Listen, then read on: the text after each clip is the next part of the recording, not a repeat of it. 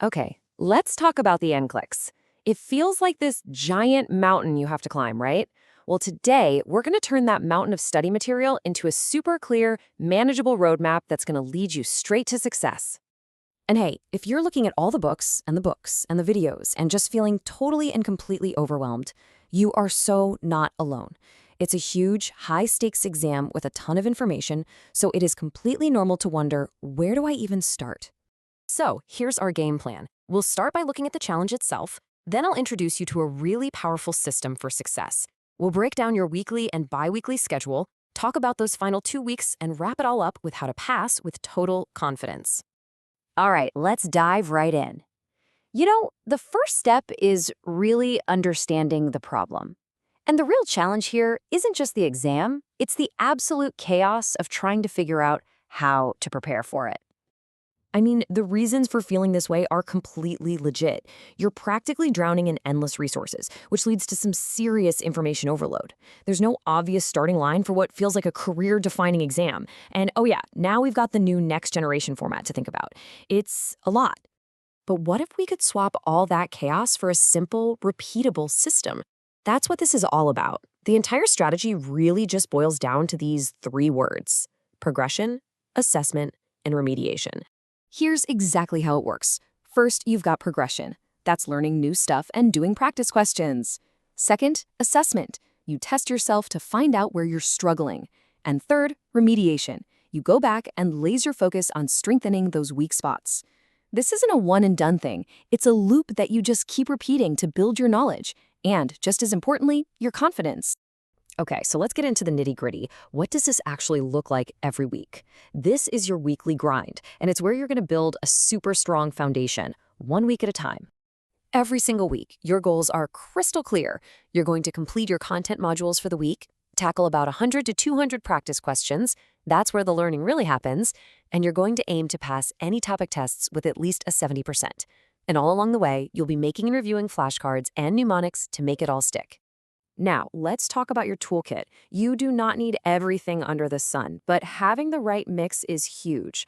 Get a really solid question bank like UWorld or Archer. Have a go-to for content review like Simple Nursing. Get a system for your flashcards, and find a community for support. The whole idea is to mix and match to find what really clicks for you. All right, so after you've been in that weekly grind for 2 weeks, it's time for the next part of our system, and this is crucial. This is when we take a step back, see where we're at, and then we smartly adjust the plan. This is that all-important assessment piece.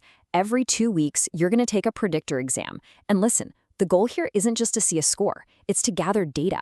This test is going to tell you exactly which categories are your weak spots. It's like a diagnostic tool. And this is the absolute core of studying smarter, not just harder. I mean, instead of just vaguely reviewing everything all over again, which is slow and just leads to burnout, you use that data to do targeted remediation. You spend your precious time only on the topics you're weak in. That is by far the fastest way to fill those knowledge gaps and build some real solid confidence.